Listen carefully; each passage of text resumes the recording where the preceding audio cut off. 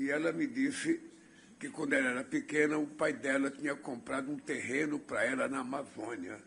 Não um terreno, acho que 1 metro que ele tinha comprado, que era para ajudar a manutenção da Amazônia. E ela já estava quase com 50 anos, ela nunca viu esse terreno, ela nunca viu esse terreno.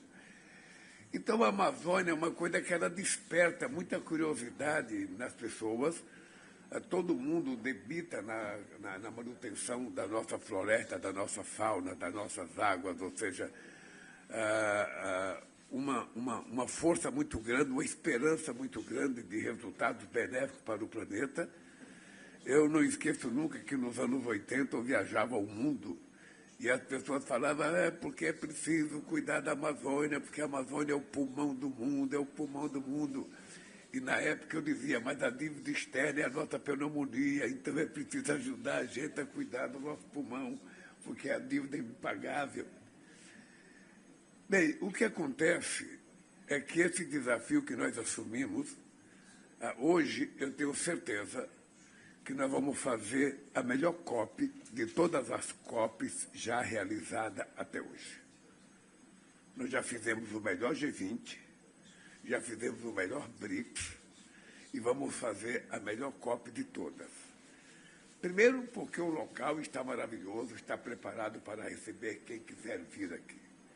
Segundo, porque a estrutura é boa, tem um sistema de segurança bom para o nosso pessoal todo. E terceiro, porque o povo de Belém é um povo muito alegre, extraordinariamente alegre, que qualquer convidado estrangeiro vai se sentir em casa aqui na cidade de Belém. Quarto, porque nós temos uma culinária invejável. Eu penso que os estrangeiros que estiverem aqui, quando sentarem à mesa e começarem a ver a diversidade da nossa culinária, eles vão sair daqui muito orgulhosos de ter conhecido, sabe, a cidade, o povo, as instalações da COP, e vão sair daqui um pouquinho mais gordos, porque vão comer bem e vão ser bem tratados. Outra coisa importante é que eu tenho dito que essa COP precisa ser a COP da verdade, porque tudo começou com o Rio 92. Tudo começou.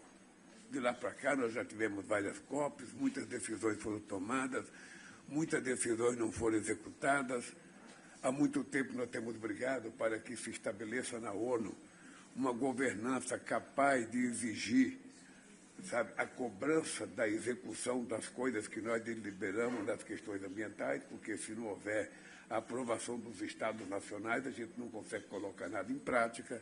O protocolo de Kyoto, sabe, já não foi executado. O Acordo de Paris, muita gente não está cumprindo.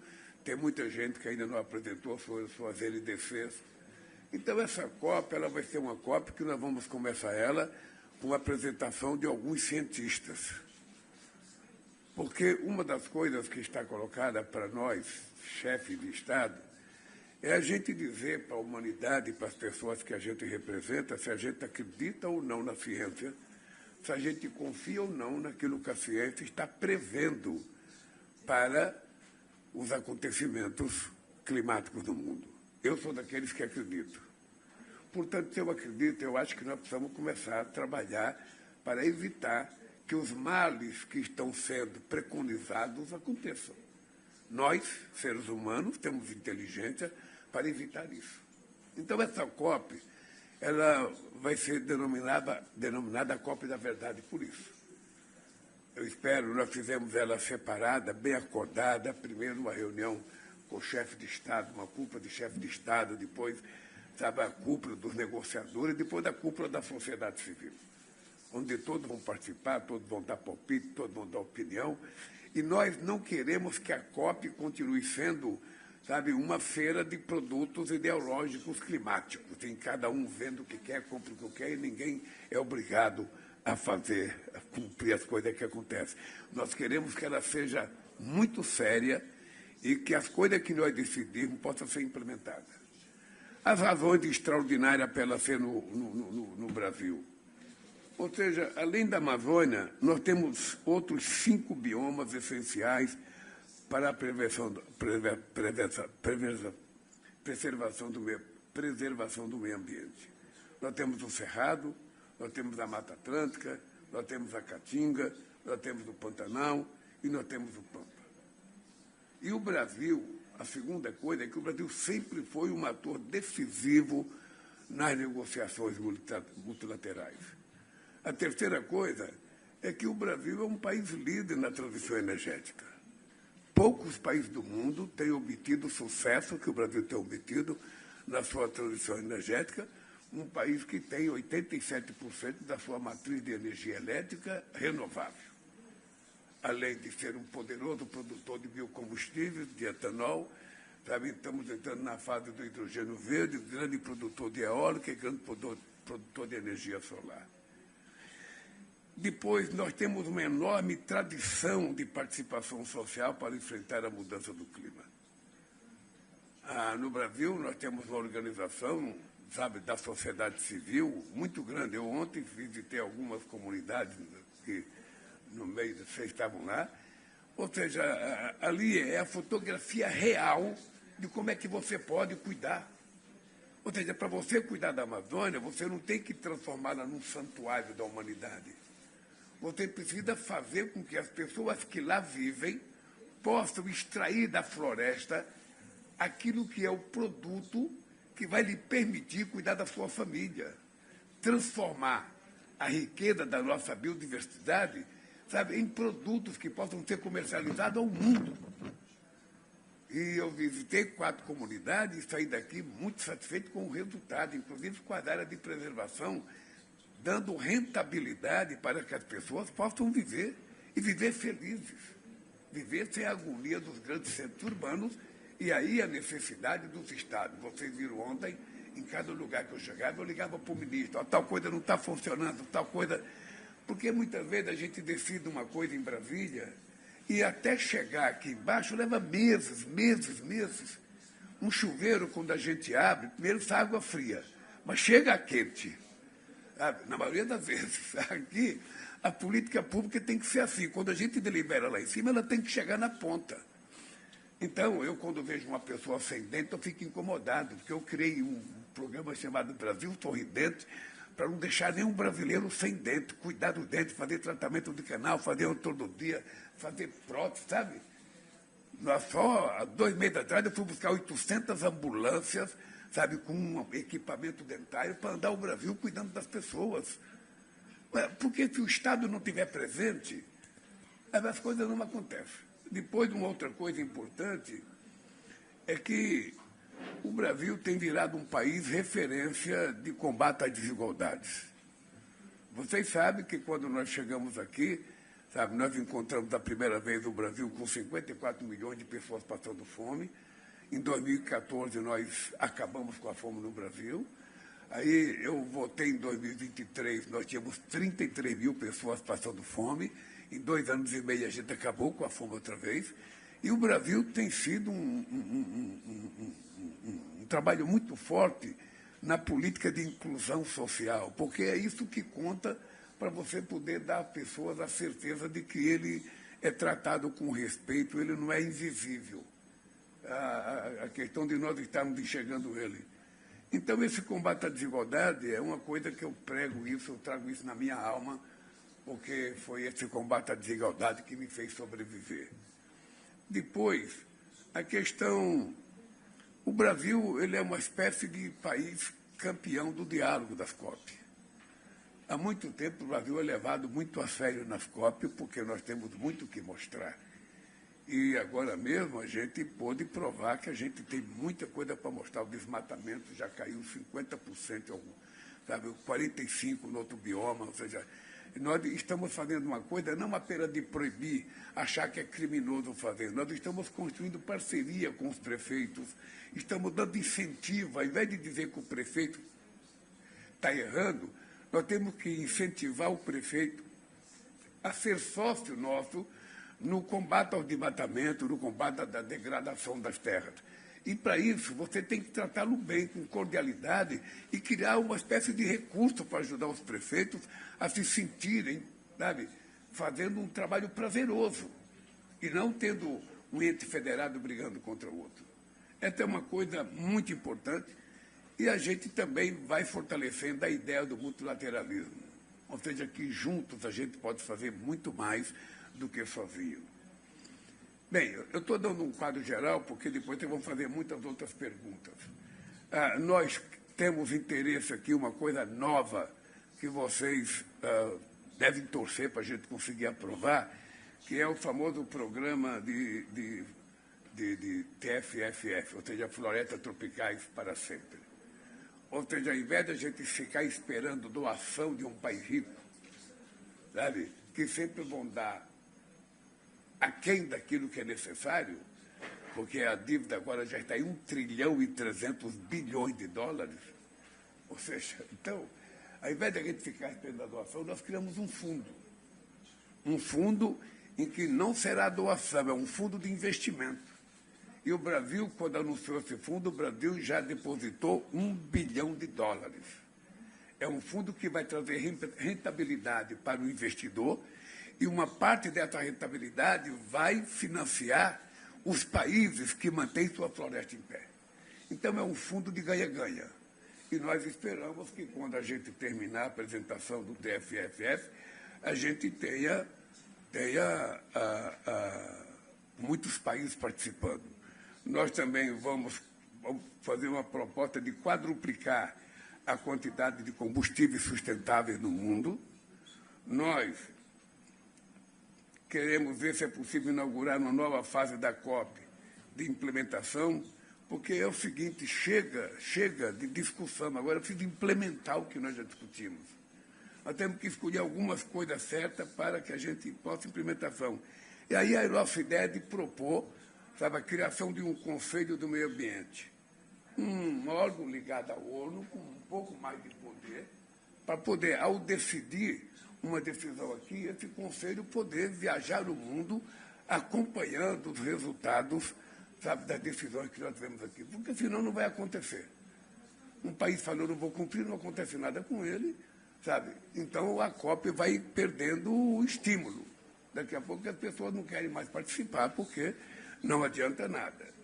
Depois, nós vamos propor mais discussões, a ideia de propor um mapa do caminho, porque a gente fala na diminuição dos combustíveis fósseis. Então, o que nós queremos é começar uma discussão para saber se, numa linha de tempo, quando é que a gente pode prever que o mundo está preparado para se livrar do combustível fóssil. Não é uma coisa fácil e simples, não é uma tomada que você desliga, é um processo. É um processo de discussão que envolve o governo, que envolve empresários, que envolve trabalhadores, que envolve a sociedade civil, que envolve especialistas. E nós temos que começar um dia a fazer essa discussão. Porque senão a gente vai ficar só falando, e as coisas não acontecem. Eu estou muito à vontade para falar nisso, porque no caso do Brasil, nós temos já 30% de etanol misturado na nossa gasolina, que já emite menos CO2 do que toda e qualquer gasolina do mundo. Nós já temos 15% de biodiesel misturado no nosso óleo diesel, que já emite menos CO2 do que todos os óleos diesel do mundo. Então, nós também queremos convencer a humanidade de que a questão do combustível alternativo é uma coisa muito importante, porque gera muito emprego. Eu fico imaginando os lugares mais pobres do planeta, na América Latina, na África, sabe? Se a gente fizer uma opção, sabe, por produzir combustível renovável, a quantidade de emprego que a gente pode gerar, o dinamismo que a gente pode gerar na economia. Agora, isso é muito fácil de falar e é difícil de fazer, mas nós precisamos começar a discutir isso. Eu lembro que quando, em 2003, nós sugerimos começar a produzir biodiesel, muita gente achava que a gente estava ficando maluco. Não, vocês estão doidos, isso aqui não vai dar certo, não vai dar certo. Eu andava com várias oleaginosas na mão, mamona, pião manso, sabe? E, de repente, a sociedade se acomodou naquilo que é mais. Hoje nós temos palma, nós temos soja, hoje nós temos etanol de milho, de cana-de-açúcar. Ou seja, as coisas estão acontecendo de verdade. E está provado que é possível. Está provado que é possível. Eu tive uma discussão esses dias com a indústria automobilística brasileira, porque há muito tempo eu achava que eles poderiam colocar sabe, quanto de biodiesel fosse necessário no motor, que não estragava o motor. Mas como eles são donos da tecnologia do motor, eles sempre ficam, não, porque não sei, vai estragar o motor, vai criar problema no motor. Aí, por acaso, um empresário comprou 100 caminhões da Scania. E a Scania comunicou a ele, você pode utilizar 5, 10 quilos ou 100% de biodiesel, que não tem nenhum problema. Eu falei, cara, mas se o cara da empresa, o dono da empresa disse que pode, por que os outros não podem? Aí eu fui fazer uma discussão a semana passada com a Mercedes-Benz. E a Mercedes montou ônibus e montou alguns caminhões que saíram do Rio Grande do Sul, na fábrica de biodiesel que tem lá do empresário brasileiro, até Belém, já chegaram aqui, para medir o consumo a emissão de gases. Bem, aí eu perguntei para o empresário, me diga uma coisa, se nós temos uma mistura de 15% de biodiesel no óleo diesel, é necessário a gente ficar utilizando o mix tecnológico da Europa, Euro 6, Euro 7, Euro 8. Cada vez que aumenta €1, aumenta 15% o preço do caminhão ou do ônibus. Nós, na América do Sul e no Brasil, temos que pagar esse preço se nós temos um combustível alternativo? Ele falou, não. O Brasil necessariamente não precisa acompanhar o mix da Alemanha. Mas eu falei, mas nós acompanhamos. Porque, como vocês são as matrizes, vocês impõem as filiais de vocês a acompanhar aqui. Então, eu estou contando isso para vocês saberem o espaço que existe para a gente sair do comodismo de continuar na mesmice. A mesma coisa vai valer para o combustível de navios no mar. Nós já temos alternativa. Combustível de avião, nós já temos alternativa. Então, você percebe que o mundo está dando um salto de qualidade. Tem gente que não acredita, por exemplo, o presidente Trump me disse que eu não acredito em economia verde. Ele vai acreditar, porque em algum momento ele vai perceber que nós não temos muita alternativa. Sabe, em algum momento ele vai perceber. Eu já tive tanta coisa na minha vida que eu não acreditava e depois eu passei a acreditar. Quando eu falo para vocês que eu me sinto uma metamorfose ambulante, é porque eu vivo aprendendo. Eu não tenho nada na minha vida definitivo. Ah, mas você mudou de posição. Eu mudei porque eu aprendi. Que bom que a gente tenha a coragem de mudar de posição, se a gente estiver errado. Então, eu acho que todos os presidentes, inclusive o Trump, ele vai mudar de posição. É apenas uma questão de tempo. Eu insisti para ele vir aqui, insisti. Vá conhecer a Amazônia, cara. Vá, você vai perceber que o humor da gente fica maravilhosamente bom. Sabe? Você fica com humor muito melhor. Então, a COP aqui, ela está começando amanhã. Eu acho que ela vai ser um sucesso. Ela vai ser um sucesso. Ela vai ser uma COP prazerosa. Eu espero que vocês, jornalistas, possam não só participar do debate, mas, por favor, aproveita a culinária do estado do Pará. Vocês não vão conhecer em lugar nenhum do mundo. Comer filhote. Presidente, Carlos Menezes, da Agência F, obrigado por receber.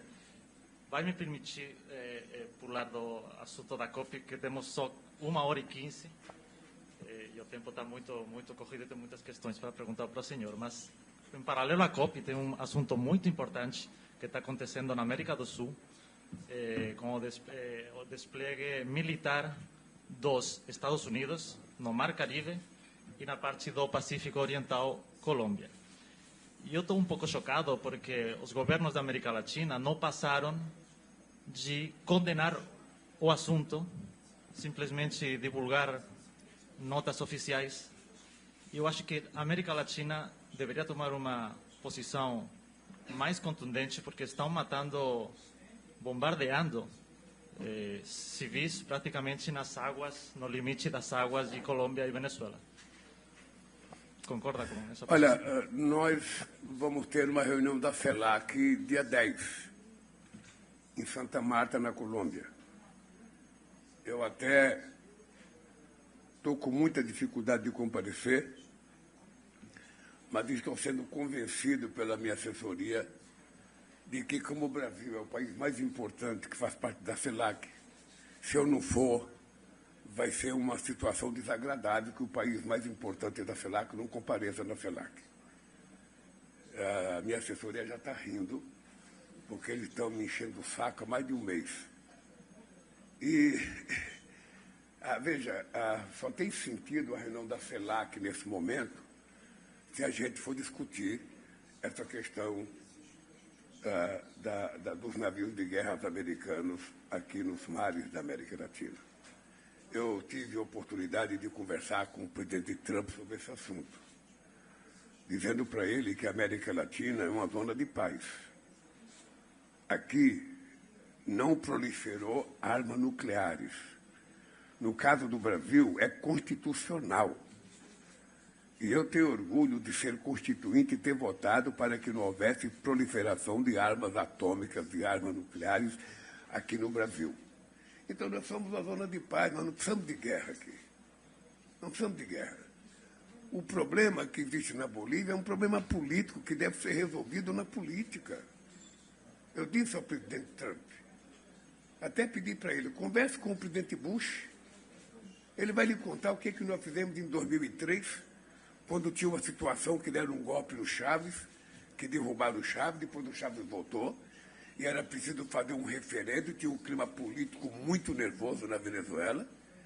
Eu propus a criação de um grupo de amigos da Venezuela. Nesse grupo de amigos eu coloquei os Estados Unidos e coloquei a Espanha. A Espanha, porque o Aznar tinha sido o primeiro chefe de governo a reconhecer o golpista, a reconhecer o empresário que assumiu no lugar do Chaves, e porque o Bush estava sendo acusado de ter dado o golpe na Venezuela. Então eu coloquei tanto os Estados Unidos quanto a Espanha, porque eu precisava de gente que tivesse confiança da oposição. Não era um grupo de amigos do Chaves, era um grupo de amigos da democracia e da Venezuela. Olha, para minha felicidade, participou o Colin Powell, que teve uma contribuição muito importante. Participou a Condoleezza Rice, participou a Fundação Jimmy Carter, participou a Espanha, participou o Brasil, participou a Argentina, participou o Canadá, e nós fizemos um acordo e foi feito um referendo, sabe, revocatório, e deu tudo certo. O problema é que em algum país a política é feita com um pouco mais de nervosismo. As pessoas falam polarização, polarização, polarização. Em todo país que tem dois partidos tem polarização. É assim na Espanha, é assim na Inglaterra, é assim na Alemanha, é assim na Suíça, é assim. Em todo lugar que tem dois partidos, você tem polarização. Aqui no Brasil tem 30 partidos, sabe? Então a polarização, ela era menor. Agora, ela também está muito forte, a nossa polarização, está muito forte. Mas veja que engraçado. Eu ganhei as eleições. Mais da metade dos partidos que não me apoiaram estão participando do meu governo. Sem nenhum problema. Uma coisa é a briga que você faz para ganhar as eleições.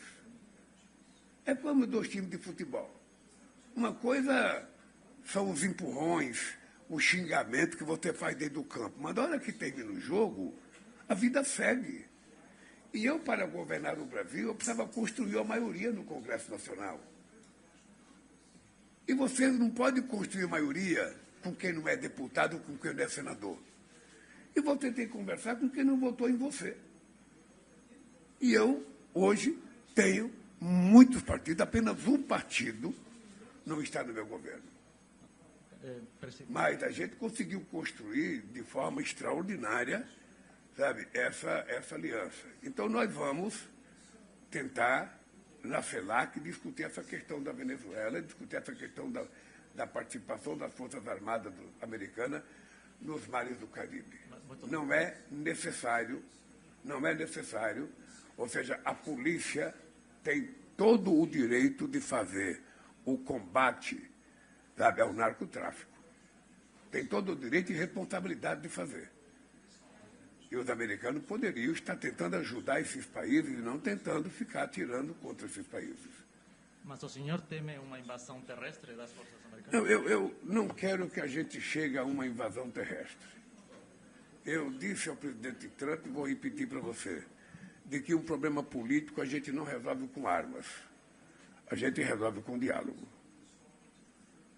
Sabe? Então, se está faltando diálogo, eu me coloquei à disposição, sabe, naquilo que entenderem que o Brasil possa ajudar, nós temos todo interesse em ajudar. Nós não desejamos, nós não queremos conflito na América do Sul. Sabe, o único conflito que nós queremos é o verbal, sabe, que não machuca e nem tira a vida, não derruba ponte, não destrói ferrovia, não destrói casa e também não machuca. Mas o restante a gente não precisa, sabe, de contencioso na América Latina. Não precisa. Eu conversei também com a minha amiga Cláudia, presidenta do México, sobre esse assunto, sabe? E talvez eu esteja, sabe, indo a Santa Marta para discutir esse assunto e, quem sabe, tomar uma posição, sabe, em defesa dos países da América Latina. Presidente, bom dia mais uma vez. Meu nome é Maurício, da Associated Press. Obrigado pelo seu tempo. Bom, aqui em Belém a gente tem visto, passeando pelas ruas, uma questão que tem a ver com o que a gente viu no Rio de Janeiro na semana passada, que é a presença do crime organizado, antirrepichações do Comando Vermelho em partes diferentes da cidade, e que no estado do Pará isso já é um problema também em outras regiões, né? Perto de Carajás já tem relatos desse tipo. E quando a gente discute sustentabilidade na Amazônia, obviamente, para o povo também existe esse outro impacto, que é o impacto do crime organizado chegando para lidar com isso. Então, dentro desse espírito, queria perguntar para o senhor o que é possível fazer pelo povo da Amazônia para evitar o espraiamento desse crime organizado pela região e se, por exemplo, agora no Rio de Janeiro, a ONU chega a dizer que seria importante ter uma investigação independente sobre o que aconteceu lá, se essa presença de organismos internacionais para lidar com a criminalidade no Rio, na Amazônia, onde seja, também é algo que o senhor aprova para esse nosso futuro nessa questão. Obrigado. Olha, eu não sei se a imprensa publicou, mas dia 9 de setembro deste ano, eu estive em Manaus, inaugurando o Centro de Cooperação Policial Internacional, CCPI. Ou seja, é um centro coordenado pela Polícia Federal Brasileira a partir de Manaus, com a participação de policiais de todos os estados da América do Sul que tem a floresta amazônica e com a participação também de representação de policiais dos estados brasileiros. E ainda mais com a participação da Interpol. Ou seja, foi criado um centro apenas para combater o narcotráfico e o crime organizado nas nossas fronteiras. Isso está funcionando desde setembro de 2025. Isso já está criado. Veja, o crime organizado hoje faz parte da realidade política da América Latina e faz parte também da política dos Estados Unidos, faz parte de muitos lugares. Uns mais sofisticados, outros menos sofisticados. O que nós precisamos é fazer investimento, mais inteligência na polícia, para que a gente possa combater.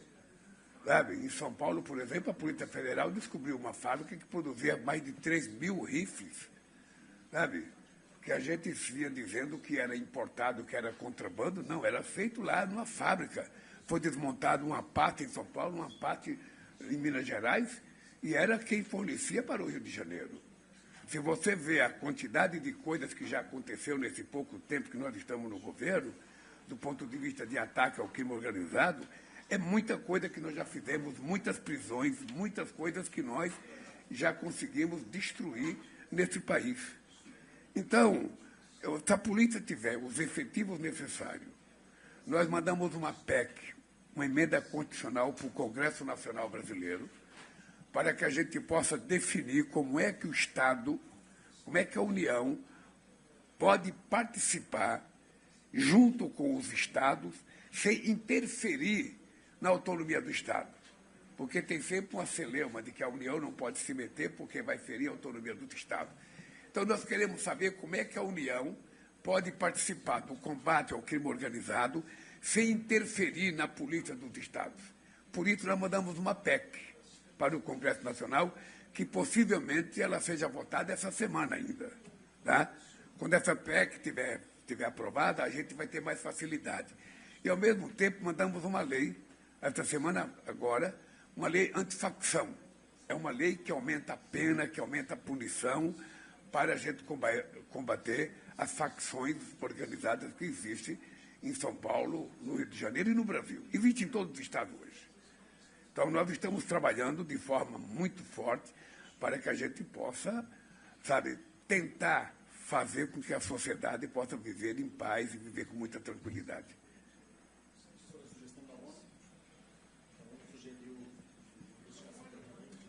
Sugeriu o quê? Uma investigação independente sobre o que é possível. Veja, nós estamos tentando essa investigação. Nós, inclusive, estamos tentando ver se é possível os legistas da Polícia Federal participarem do processo, sabe, de investigação da morte, como é que foi feito, porque tem muitos discursos, tem muita coisa. As pessoas foram enterradas sem que houvesse, sabe, uma perícia de outro órgão. Então, nós estamos trabalhando nisso, a Polícia Federal está trabalhando nisso, o meu Ministério da Justiça está trabalhando nisso, o Ministério Público Federal está trabalhando nisso.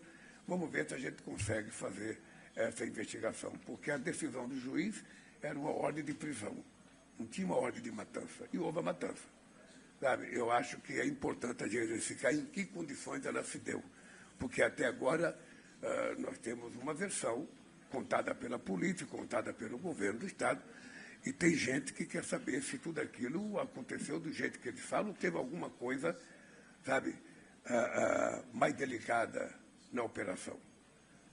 O dado concreto é que a operação, do ponto de vista da quantidade de mortes, as pessoas podem considerar um sucesso, mas do ponto de vista da ação do Estado, eu acho que ela foi desastrosa. Bom dia, Sr. Presidente. Miguel Méncio, da agência Lusa. Eu queria só perguntar se acha que a não vinda dos chefes de Estado da China, Estados Unidos e Índia, os 3 países que mais poluem no mundo, se isso não pode impactar negativamente as decisões na cúpula de líderes. Olha, eu participo de muitas COPs. E nem em todas as COPs você tem todos os principais líderes. Eu, pessoalmente, convidei o Xi Jinping, ele vai mandar o vice-presidente, o primeiro-ministro dele está vindo aqui, tem até uma conversa, uma reunião bilateral comigo. Os Estados Unidos, acho que ele vai mandar nem representação. Mas o restante do chefe de Estado, nós temos a participação, só para você ter ideia, nós temos 53 chefes de Estado, sabe, que vão participar. Chefe de Estado, nós temos 46 ministros que vão participar e nós temos por volta de 19 organismos internacionais, além de vários embaixadores que vêm representar o seu país. É uma representação forte, porque e essa é uma COP diferente das outras, porque nas outras, sabe, era todo mundo junto. Eu participei de abertura de algumas, não tinha quase chefe de Estado na abertura. Essa nós resolvemos fazer a cúpula, uma COP da cúpula, porque a gente quer dar um espaço privilegiado para que os líderes dos países discutam. Sabe? Então, o que vai decidir nessa COP de cúpula é que nós vamos, ao terminar, nós vamos ter que dizer a COP que vai acontecer a partir do 10 de abril, o que nós estamos dispostos a fazer. Nós poderemos estimular ou poderemos desestimular. A gente pode, sabe, dar ânimo às pessoas ou pode desanimar as pessoas. E eu acho que a cúpula que vai se reunir, nós temos que passar para a sociedade do mundo inteiro de que é verdade que a gente quer enfrentar a questão do clima com a responsabilidade e com a seriedade que ela merece. Tá? Agora, pode ficar certo que a maioria dos países estarão presentes e a China, sabe, estará presente com o seu, sabe, primeiro-ministro. E eu já participei de outras COPs com a China que não estava o Xi Jinping, e eu conheço as posições dele, ele já declararam a sua defesa, e os chineses estão dispostos, sabe, porque também são aqueles que melhor têm avançado na questão da alternativa, sabe, energética. Eles têm dado uma lição ao mundo de avanços tecnológicos, sabe, para combater a questão climática. Senhor presidente, muito bom dia. Eu sou o Wu da Agência de Notícias Xinhua. E no ano passado, o Brasil e a China anunciaram a construção conjunta da comunidade China-Brasil com um futuro compartilhado para um mundo mais justo e um planeta mais sustentável. E como o senhor presidente avalia o papel dos países do sul global representados pelo Brasil e a China na governança climática? E como o senhor responde às críticas de que a cooperação agrícola do Brasil com a China ou com qualquer outro país estaria prejudicando o ecossistema brasileiro? Obrigado. Olha, o Brasil é um país que não tem e não quer contencioso com nenhum país do mundo.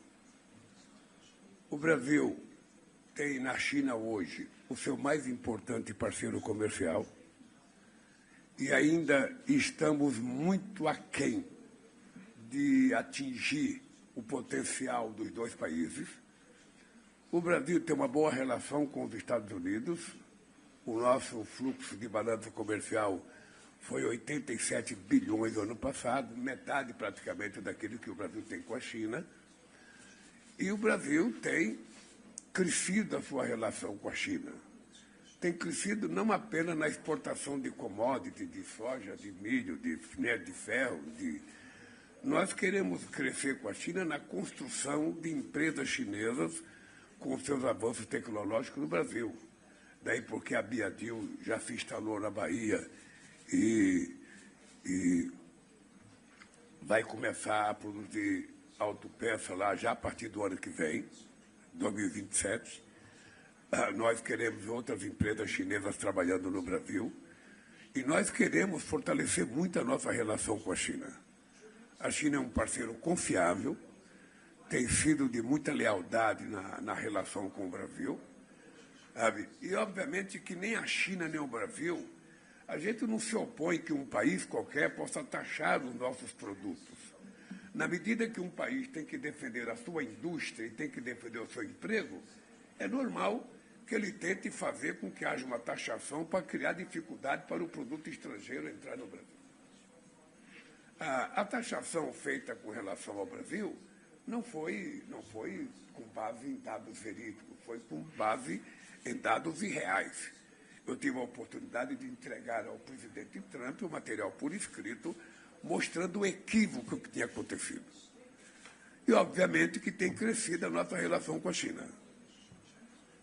E vai crescer a nossa relação, sabe, na questão espacial, vai crescer a nossa relação na questão tecnológica, na questão digital.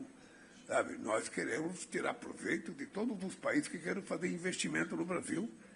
O que nós oferecemos é, sabe, seguridade política, seguridade social, estabilidade jurídica, para que as pessoas façam os investimentos no Brasil que quiserem. E pode ficar certo que a parceria entre Brasil e China vai continuar crescendo. Eu agora fui participar, é a primeira vez que um presidente latino-americano é convidado para ir na ASEAN. Eu fui na ASEAN fazer uma reunião com os 10 países, agora 11, porque entrou o Timor-Leste. Timor-Leste entrou na ASEAN. E o Brasil, nós já, em 2 anos e meio, já aumentamos quase 500 mercados para os produtos brasileiros. Então, se um país vai criar dificuldade para vender o produto brasileiro, eu vou procurar outro país para comprar. Eu não vou ficar chorando. Eu não vou ficar lamentando. Eu vou tentar procurar um outro país para comprar. É assim que é a lógica comercial. Como eu sou defensor do multilateralismo, acho que quanto mais mercado a gente abrir, quanto mais países a gente tiver contato, e quanto mais a gente puder diversificar o que a gente vende, o que a gente compra, melhor para o comércio brasileiro. Por isso, eu lhe digo que é muito boa a relação Brasil-China e a tendência é melhorar. Bom dia, Sr. Presidente. Ana Pellegrini, da agência France Press. Obrigada pelo seu tempo. Você se reuniu há pouco, como estava falando, com o presidente Trump na Kuala Lumpur, e você se mostrou muito optimista que o tarifaço ia poder talvez ser levantado nos próximos dias ou achar uma solução. Ainda hoje acha que a solução está muito perto, e qual vai ser esse calendário de reuniões que a gente está aguardando, e se você iria pronto para os Estados Unidos, o Trump poderia vir para o Brasil? Obrigada. Olha, eu saí da reunião com o presidente Trump certo de que a gente vai estabelecer um acordo. Ao terminar a reunião com o presidente Trump, eu disse para ele que era muito importante que os nossos negociadores começassem a conversar logo. Eu sugeri que fosse na mesma noite. Não foi na mesma noite, mas foi no outro dia de manhã, às 8 horas. Tá? Houve uma primeira reunião. E agora, o meu ministro das Relações Exteriores, o meu vice-presidente da República e o meu ministro da Fazenda estão preparados para marcar uma nova reunião, se for o caso, ir a Washington para negociar. E eu disse ao presidente Trump, com todas as letras, e entreguei por escrito, sabe? Para não ficar aquele dito que as palavras voam. Eu dei por escrito. Nós queremos que ele abra mão das punições aos nossos ministros da Suprema Corte, e nós queremos que as taxas sejam zeradas para a gente começar a discutir do zero. Aí sim você vai começar a negociação. Disse para ele que eu reconheço que um país pode taxar o outro. Eu estou cansado de assinar coisa taxando outros países. Mas no limite da compreensão e no limite estabelecido pela OMC. Por exemplo, o limite máximo da OMC para você cobrar imposto de um país é 35%. Ele chegou a colocar 50%, com base numa inverdade. Então, isso está colocado. Tá? Eu, quando terminar a COP, se não tiver marcada a reunião entre os meus negociadores e os negociadores do Trump, eu vou ligar para o Trump outra vez. Porque ele tem o meu telefone e eu tenho o telefone dele. Então é o seguinte, o interesse é meu de negociar. Então, ao terminar a COP, se não tiver tido a reunião, eu não terei nenhum problema de ligar para o presidente Trump, não terei nenhum problema de ir a Washington, não terei nenhum problema de ir a Nova York, e espero que ele não tenha nenhum problema de vir ao Brasil. Nós somos as duas maiores democracias do mundo ocidental. E, portanto, quanto mais respeito a gente se tratar, quanto mais cordialidade a gente passar para o mundo, será melhor para os Estados Unidos e melhor para o Brasil. É assim que eu faço política. I'd like to ask about... Oh, sorry. Estou te ouvindo. Does it work? Yeah. I'd like to ask about finance, specifically climate finance. And you mentioned earlier that you were hoping that this COP projected a different kind of tone, not the expos or the fairs that we've seen of the past, but a more serious one, talking about discussion and policy. Currently, we have finance leaders, corporate executives, regulators in Sao Paulo, far away from the negotiations, but many of the players here in Belém will be hoping that those same financial interests will be funding what's done. So my question for you is what you hope that COP will do to bring that money in, and what Brazil specifically is doing to do that in Brazil.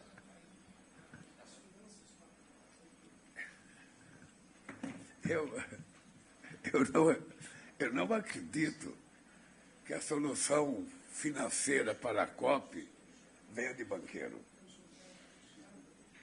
Não acredito. Por isso é que nós estamos propondo.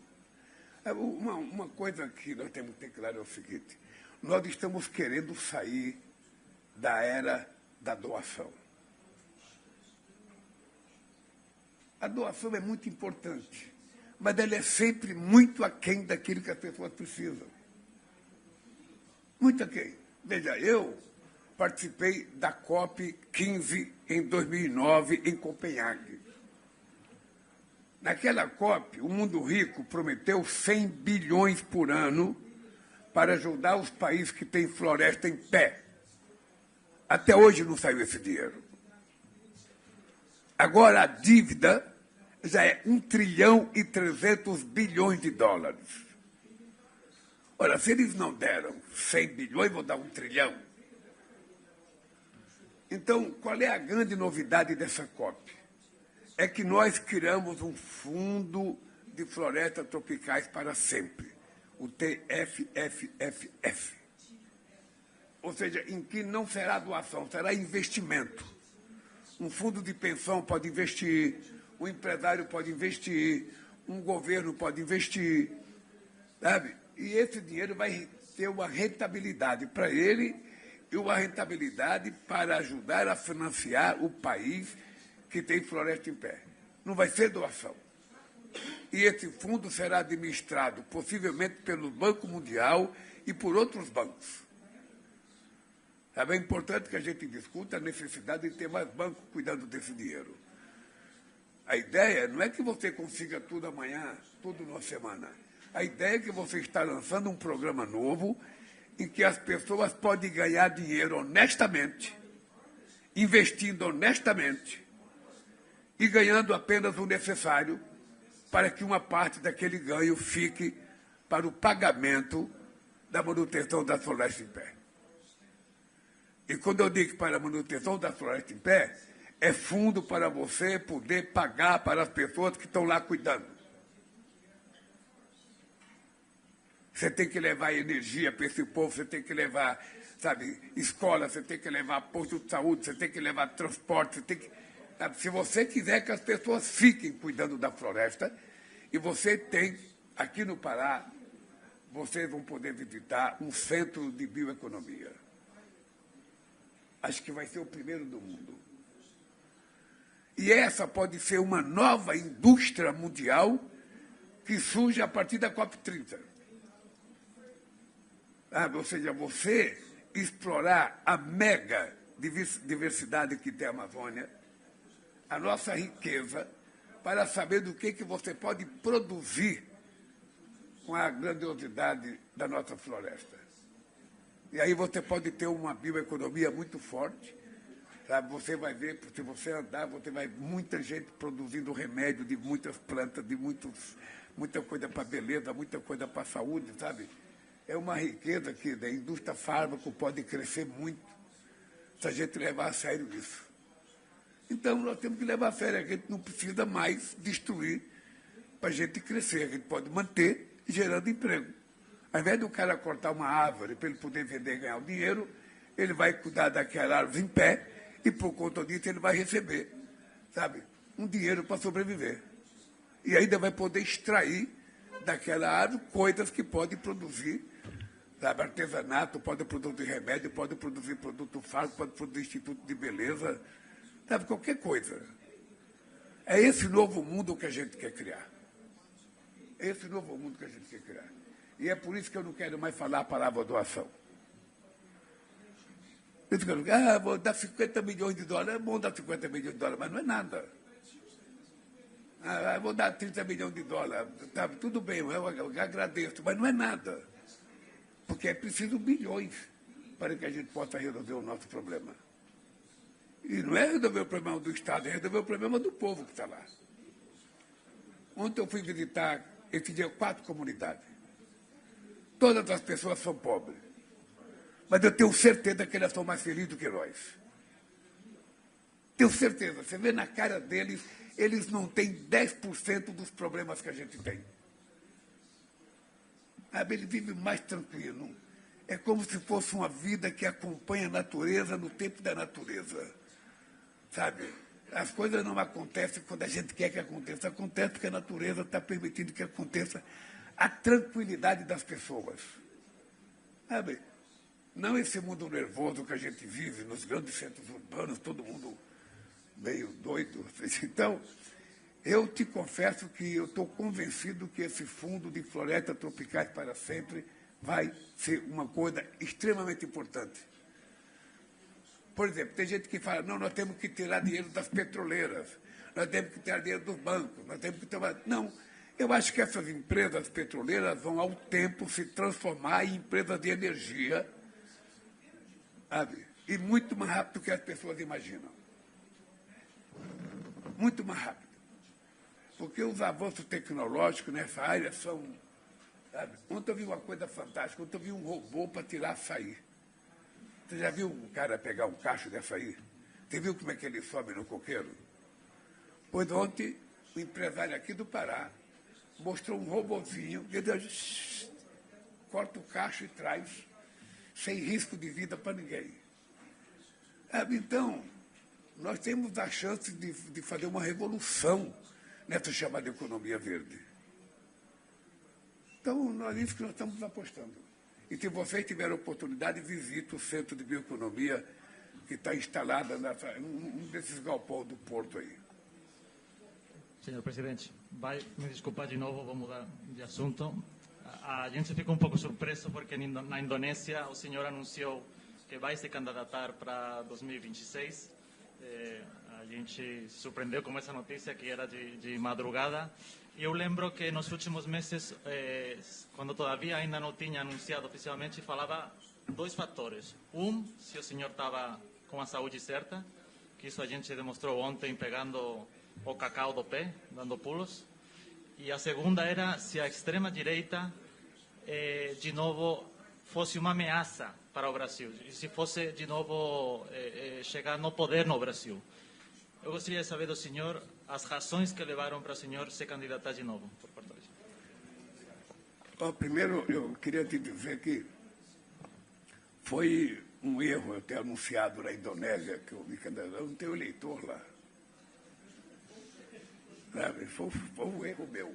Mas eu falei, talvez motivado pelo bom tratamento que eu tive do presidente Prabowo, sabe? Da bela festa que ele fez pelo meu aniversário antecipado. E o que eu tenho dito aqui? Está aqui, a minha esposa está aqui do meu lado, a Janja. Ela sabe que eu tenho dito o seguinte, olha, para que eu seja candidato aos 80 anos de idade, eu tenho que estar muito bem de saúde. Então eu tento me cuidar. Eu tento me preparar. Eu tento fazer a coisa que um ser humano que quer viver muito faz. Eu não brinco quando eu falo que eu quero viver 120 anos. Eu estou reivindicando para mim a primazia, sabe? Porque dizem que o ser humano que vai viver 120 anos já nasceu. Então, eu estou reivindicando a primazia para mim. E quem sabe seja eu essa pessoa. Então, veja, eu me cuido muito. Me cuido muito. Então, se eu tiver no momento de decidir sabe, o meu ânimo que eu estou hoje, a alegria que eu estou, eu vivo o melhor momento da minha vida. Vivo o melhor momento da minha vida aos 80 anos de idade. Estou bem de saúde, estou apaixonado pela minha mulher, sabe, ela me trata como jamais eu fui tratado.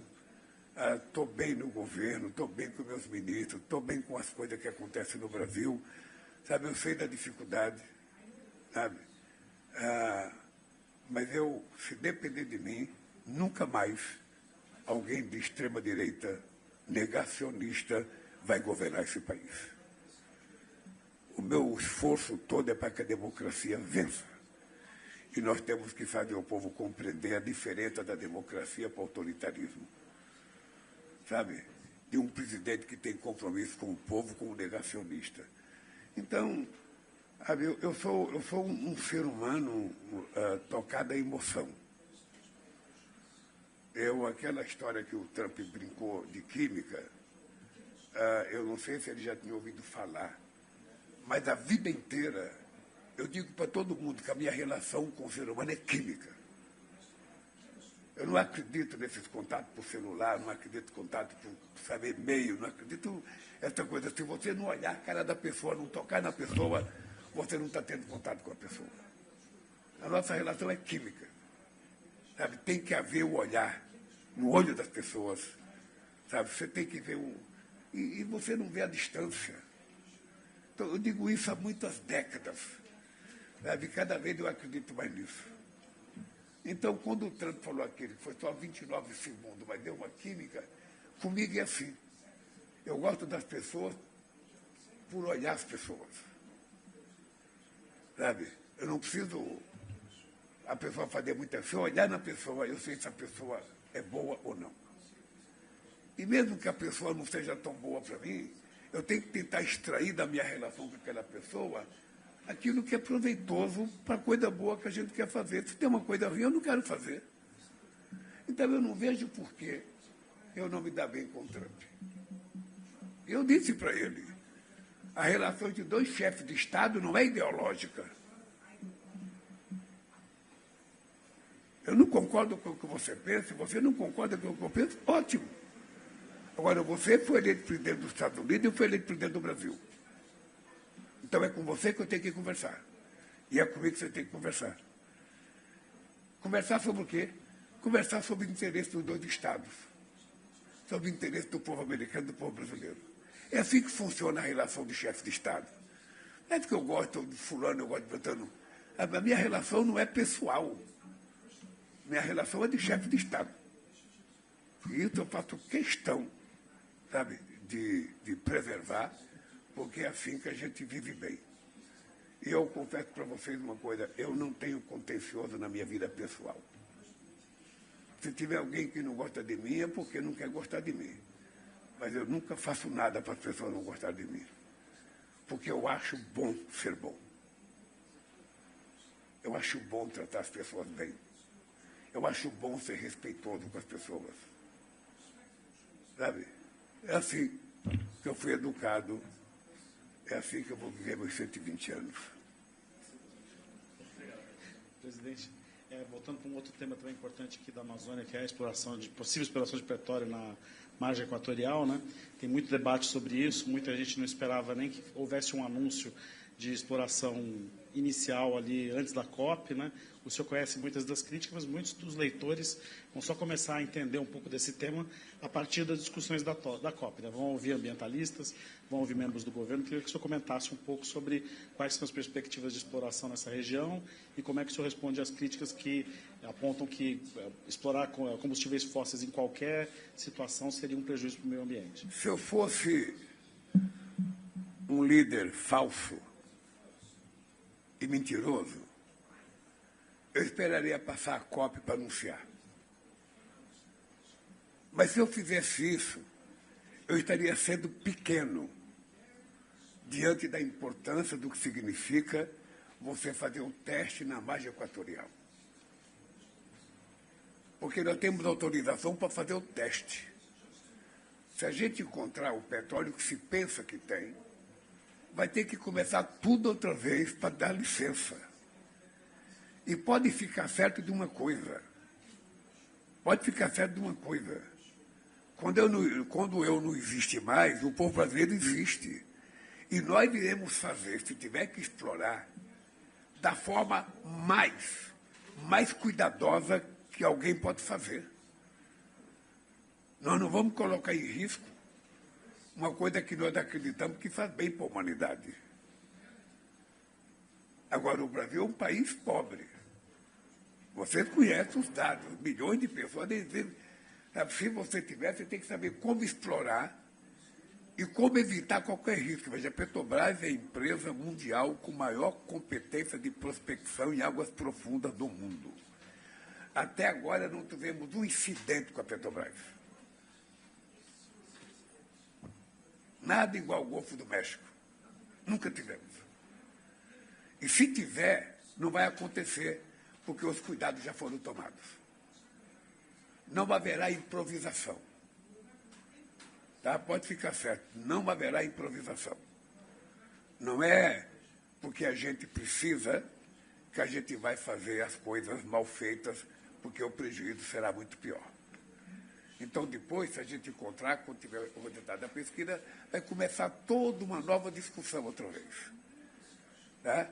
Porque, você veja uma coisa, quando eu disse para vocês que a Petrobras tende a se transformar com o tempo numa empresa de energia, é porque ela já participa muito fortemente na questão do etanol, na questão do biodiesel. Ela sabe disso. E todo mundo sabe que um dia o petróleo vai acabar e que um dia a gente vai ter que parar de utilizá-lo. E no Brasil, a gente já dá lição ao mundo. Porque 30%, 100% da nossa gasolina utiliza 30% de etanol, que transforma a gasolina menos poluidora do que a dos outros países. E todo óleo diesel utiliza 15% de biodiesel, o que o torna um biodiesel mais limpo que os outros. Além do que a nossa matriz elétrica é 87% renovável. Além do que nós temos um extraordinário, mundo de eólica e de solar. E além do que nós temos 40 milhões de hectares de terras degradadas para recuperar. Vai ter muito investimento para plantar oleaginosa, para que a gente possa fazer mais biodiesel, gerar mais emprego e gerar mais independência energética para o Brasil. É isso. Eu queria reforçar aqui a pergunta, mas não acha que é um pouco incoerente com a sua ambição de ser líder ambiental? Primeiro, eu não quero ser líder ambiental, eu nunca reivindiquei. Eu quero fazer as coisas que os especialistas e meu governo, minha consciência diz que tem que fazer. Eu seria incoerente se eu, num ato de responsabilidade, dissesse, bom, nós não vamos utilizar mais petróleo. Aí eu seria um ato de incoerência e irresponsabilidade, porque nós não sobrevivemos sem isso. E nem o mundo consegue sobreviver sem isso. E poucos países estão mais próximos de nós de viver sem isso. Do jeito que nós estamos agindo, nós poderemos ser primeiro do que qualquer país do mundo a poder abrir mão disso. Mas é por isso que eu digo que é uma questão de responsabilidade. Nós temos gente que acha que a gente não deve explorar petróleo em lugar nenhum. Está cheio de gente que fala isso. Mas isso sim é incoerente, se você não apresenta uma alternativa. Eu acabo o petróleo e vou utilizar o quê? Nós temos que ter responsabilidade. Então, como chefe de Estado, eu tenho que ter responsabilidade. E eu vou repetir o que eu disse para ele. Pode ficar certo que nós temos a empresa mais séria na área de petróleo, mais séria, uma empresa comprometida com a transição energética, comprometida, e parte dos recursos da Petrobras é gasto para que a gente faça investimento em energias renováveis. E eu sonho em um dia transformar a Petrobras numa empresa de energia, não numa empresa de petróleo. E na margem equatorial levou muito tempo, eu não sei se você tem as informações corretas, mas se a gente não faz a pesquisa, a gente vai demorar mais uns 3 anos para fazer a pesquisa. Então, também tem a oportunidade, tecnológica de você fazer as coisas. Não tem muita sonda no mundo à disposição. Então, nós fizemos proveito de um tempo, e vamos lá, deixa eu testar para ver o que tem, e depois nós vamos saber como é que a gente vai fazer para explorar aquilo. Com o cuidado que nós temos que ter com a nossa Amazônia.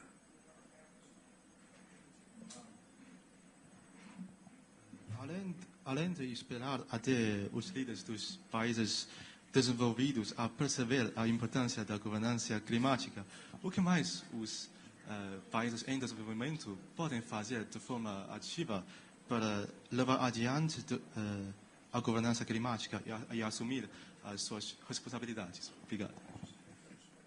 Olha, vou lhe contar uma coisa. Eu participei da COP15 em 2009.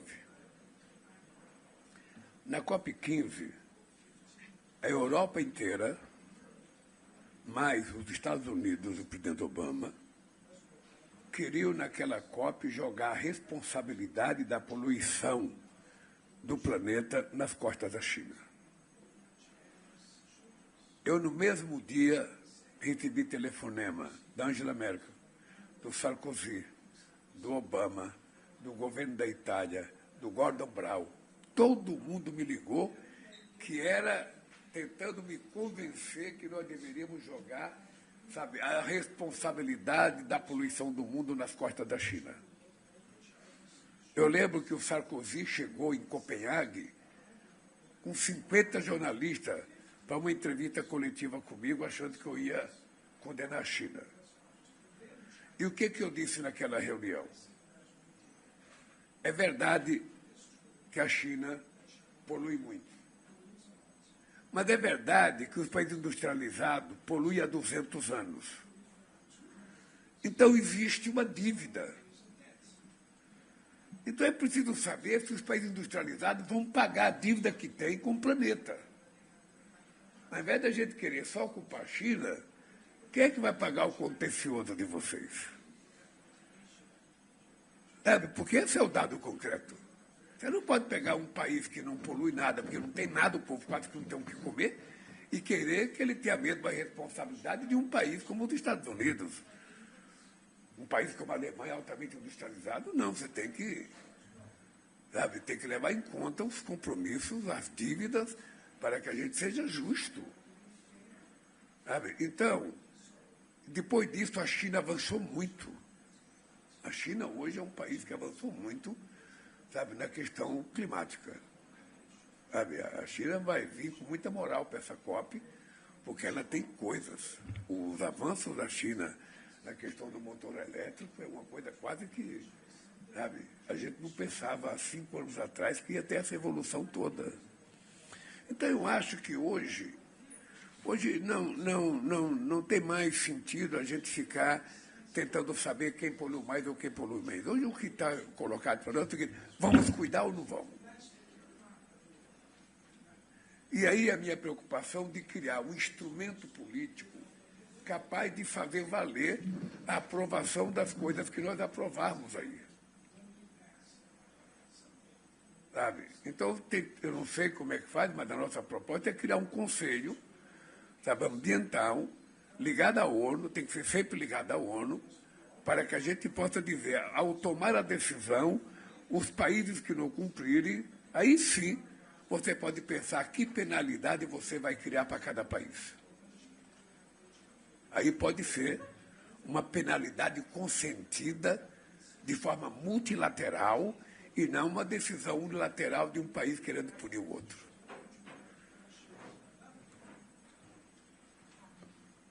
A COP29 acabou com os países em desenvolvimento bem chateados por conta do financiamento e a sociedade civil também, né? E eles estão ainda expressando mais uma vez esse temor que a COP30 também acabe com a mesma frustração. Então, como o Brasil vai fazer para que essa COP tenha avanços concretos se não tem metas concretas, né? E se você poderia explicar um pouquinho mais o que falou ao princípio sobre os combustíveis fósseis, que iba talvez falar nessa COP de uma data para uma saída, se entendi bem? De uma data? Sim. Não, eu não acho que a gente tenha condições de sair daqui com uma data. Por isso é que nós estamos propondo, você discutir,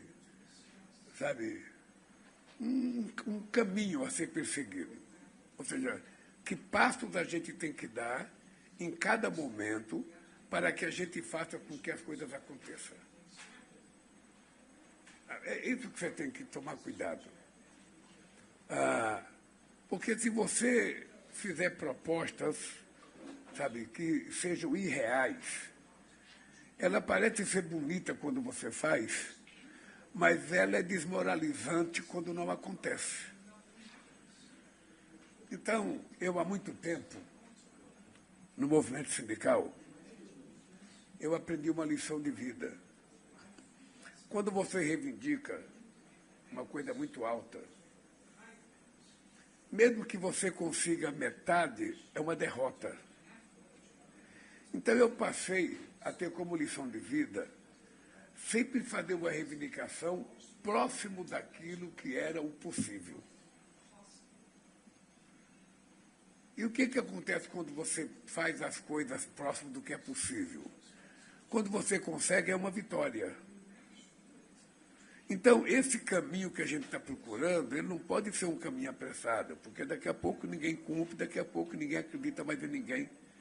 O que nós temos é que convencer as pessoas de que nós temos que dar passos. Se a gente pudesse lembrar uma metáfora que todo mundo usa, que uma longa caminhada começa com o primeiro passo, sabe? A coisa mais inovadora que eu vi nessa coisa é de que a muralha da China começou com a primeira pedra. Então, se a gente tiver essa dimensão de que é uma etapa difícil, sabe, aos cuidados do planeta, e a gente for fazendo as coisas na medida que os países possam ir fazendo, a gente pode chegar lá. Pode chegar lá. Eu acho que nós temos condições. Eu acho. Também porque está havendo uma consciência maior da humanidade sobre essa negócio do clima. As pessoas estão percebendo que está chovendo mais onde não chovia, que está fazendo mais seca onde chovia muito. Sabe? As pessoas estão percebendo que as coisas estão acontecendo. Então, como nós temos inteligência para cuidar disso, a gente pode evitar. Eu sinceramente, eu vou dizer para vocês, antes de começar, a COP começa amanhã, mas eu quero dizer para vocês, a COP vai ser a melhor COP que já foi feita no mundo. Ela vai tomar boas decisões. Boas decisões. E eu quero que tome, sabe, decisões que possam ser executadas.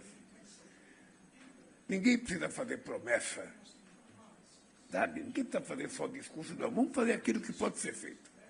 Eu não posso fazer 10, não, mas eu posso fazer 5. Então faça 5 que já está bom. O que não dá é para não fazer nada. Esse é o espírito da COP. Sabe? Então, é isso. Agradeço. Presidente, conseguimos, para quem não acreditava, 1h e 14 minutos. As duas rodadas. Eu agradeço a vocês. Se o senhor... uma das considerações finais. Mas pode ficar certo de uma coisa. Se vocês puderem, não sei quem foi comigo ontem, sabe? Se vocês puderem conhecer um pouco além da cidade de Belém, fazer uma viagem de barco para ver uma comunidade, seria bom. Porque o Brasil, nós temos 14% do nosso território demarcado como terra indígena. Num país que tem 8,5 milhões de quilômetros quadrados. Nós temos outros milhões de hectares que são reservas extrativistas. Reservas intocáveis. Sabe? E nós vamos fazer tudo que for. Nós temos que cuidar do Pantanal. Sabe que o gado já tomou conta, sabe? Tem muitas fazendas, muitas das coisas que acontecem no Pantanal é em propriedade privada. Nós temos que cuidar do Pampa, nós temos que cuidar da Caatinga, nós temos que cuidar da floresta atlântica, da Mata Atlântica, que quase foi dizimada. Sabe? E tudo isso, quem vai cuidar não é a polícia. Quem vai cuidar disso é o povo que mora próximo ali. Sabe? Nós temos que dar ao pessoal que mora lá as condições dele sobreviver cuidando daquilo. Eu ontem voltei da minha viagem maravilhado. Maravilhado com a capacidade daquele povo cuidar das coisas, de prospectar conhecimento e tentar produzir aquele conhecimento num produto qualquer. Sabe? Eu sinceramente, encontrei um homem que desde os 7 anos ele ele faz um rasgo na seringa para tirar o látex. Desde os 7 anos de idade, ele está com 77 anos hoje. Conheci uma pessoa que me conheceu em 83 em São Bernardo do Campo, na fundação da CUT. E ele estava aí morando, sabe, numa comunidade. Feliz da vida. Feliz da vida. Então, se o governo fizer as coisas corretas, sabe, a questão da saúde. Eu acho que é uma coisa primordial para a pessoa ficar no lugar. A questão da educação. Sabe? Nós temos que esse é o papel do Estado. Entra para tirar a bunda de uma cadeira e viajar o Estado, viajar o país, para a gente ver como é que as coisas acontecem lá. Se vocês puderem, dediquem um dia de vocês para sair de Belém, para tentar visitar uma comunidade. Eu, sinceramente, queria que o Trump viesse aqui. Eu queria que ele viesse para ele ver o que é floresta. Se ele comeu a maniçoba, ele nunca mais vai ter mau humor. Nunca mais. Já comeu maniçoba?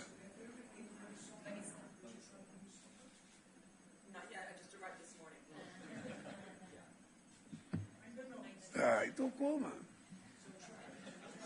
Coma. Sabe, coma um filhote. Coma um filé de pirarucu. É uma culinária muito bonita, gente. Aproveitem. E boa sorte. Pessoal, queria agradecer a presença de todos. Muito obrigado. Agência Reuters, AP, Lusa, Xinhua e AFP. Obrigado.